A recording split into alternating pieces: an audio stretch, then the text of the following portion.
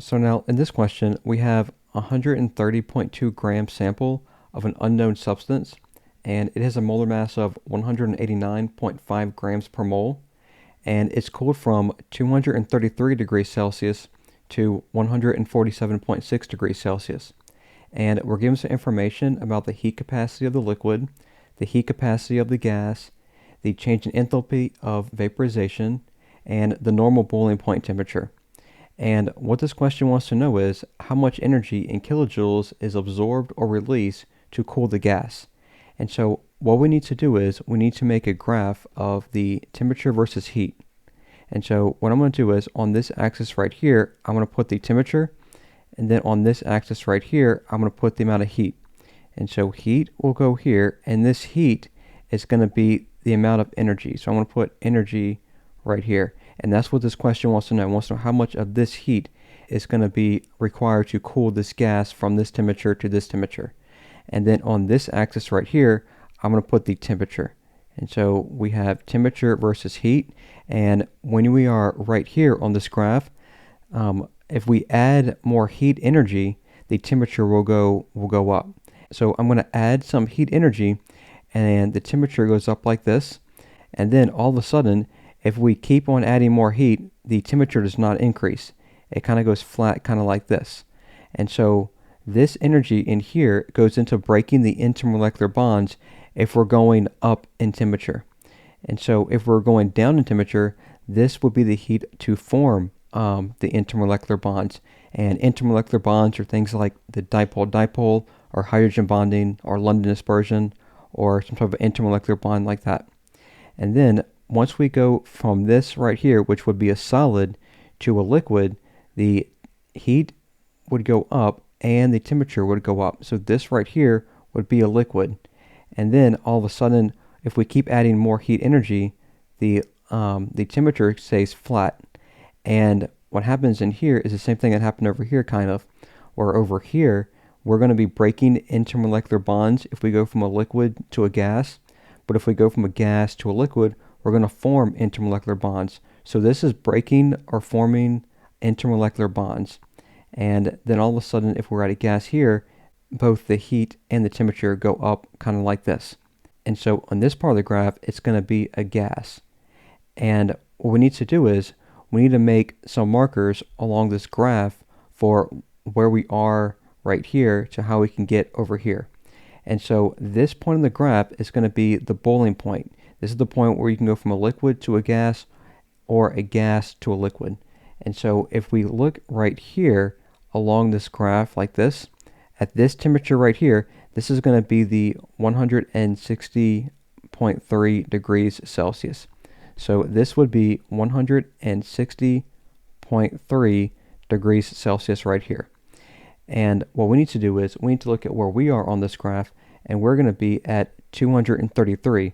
So we're going to be right here on this graph because we're above the 160.3. And so right here, this marker right here is going to be the 233. So I want to put 233 here. And that's going to be this number right in there. And then what we need to do is we need to figure out how much energy it would take to go from this part of the graph to this part of the graph. And the reason why we can't go all the way down here is because there's an equation that's going to relate this energy here with this temperature here. So we have this temperature right in here, which is this red line, that green line, that's the same at 160.3. So this is my change in temperature, and I need this and this part for the heat. And so this part of the graph right in here, for this part, this is going to be the amount of heat. I'll put a Q for heat. And so the equation that's going to relate this Q right here to this delta T right here is going to be this right here. It's going to be that the Q is equal to MC delta T. And so what I'm going to do is I'm going to say the amount of heat, Q, is going to be equal to M is going to be the mass, and the mass is going to be this number right here. It's going to be the 130.2 grams right here. And so I'm going to take 130 130.2 and put that mass there. And then I need the C of this right here. Now this C is going to be this number right here. I need the heat capacity of the gas. And so that's going to be this right here. And notice about these units, it's in joules per gram per degree Celsius. This number right here, I left it in grams because this number right here is in units of grams. And so I'm going to put the 1.04 down here, and that's also going to be in joules, so keep that in mind. Now what I'm going to do is I'm going to find the change in temperature right here. And so the change in temperature is going to be the final minus the initial.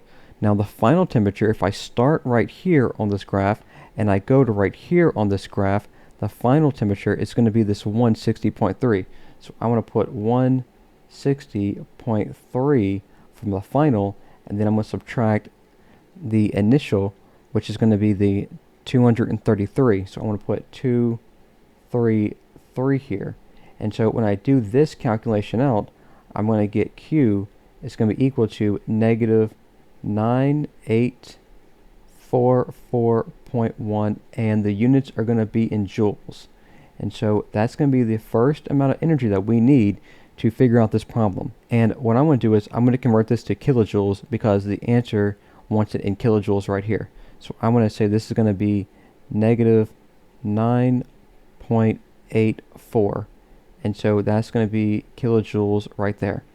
And now what I'm going to do is I'm going to figure out how much energy it's going to take to form bonds right here from this gas to this liquid, because I'm going to jump phases from this to this. And so the temperature is not going to change. And so we can't use this equation right here or one like it because we don't have a change in temperature like this. And so I'm going to say that the Q, which is still the heat, for this part of the graph right here, for this part, it's going to be Q equals delta H times N. And the Q right here is going to be equal to the enthalpy of vaporization, which is this number right here. And so I have this number there. Now notice this number right here, 78.11, that's going to be in units of kilojoules per mole. So that tells you I need moles, and my heat energy will come out in kilojoules. So what I'm going to do is I'm going to say this is going to be 78.11, and because I'm going this way on this graph, this will be a negative number, and so I'm going to put a negative right here. And then the number of moles, well, I have the amount in grams here, and the molar mass is going to be right here, so I can find the number of moles. If I do the moles, it's going to be equal to the mass in grams divided by the molar mass, and the mass in grams is going to be this 130.2, and I divide that by 189.5, and so when I divide those two numbers, I'm going to get that the number of moles would be equal to 0.687, and that will be the number of moles. So I'll use this number right here for this part right here. So I'm going to have 0.687. And when I multiply this number times this, I'm going to get the Q is going to be equal to negative 53.66, and that will be units of kilojoules. And so this right here will be the second part of this answer up here. And so this number right here would be negative 53.66, and that will have units of kilojoules. And so I got this number here. Now what I need to do is look at this temperature right here. It's 147. If I'm right here on this graph, I'm going to be at 160.3. So I have to go even more down this graph around here because I need to get to 147.6. So if we move around here, this part of the graph, this temperature right in here is going to be the 147.6. And so that's going to be this number right in here. And so what I'm going to do is I'm going to say the amount of heat energy for this part of the graph will be this change in temperature. And so it's kind of like this equation up here, except we're going to use a different C value. And so I'm going to say that heat, Q, is going to be equal to the mass in grams, because I have this number right here is going to be in grams, and so this is going to be the heat capacity of the liquid, and we're our liquid right here, and so I have the mass and the C and times delta T there. So Q is going to be equal to the mass. It's going to be 130.2, and then the C is going to be 1.62, and then the change in temperature is going to be, the final temperature is going to be this 147.6.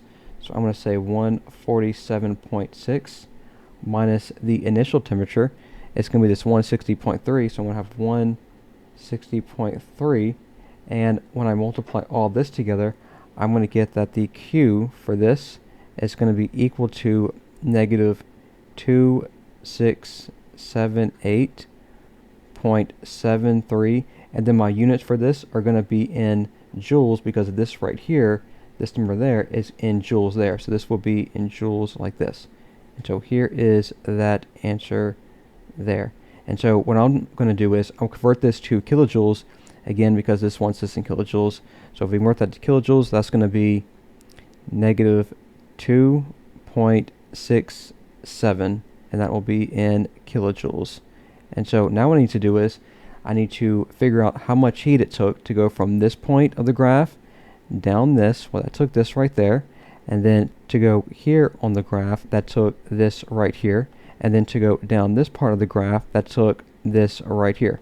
And so we'll just add all those numbers up. So the amount of energy would be negative 9.84 plus negative 53.66 plus negative 2.67, and we add all those up, we get negative 66.17, and that's all in units of kilojoules.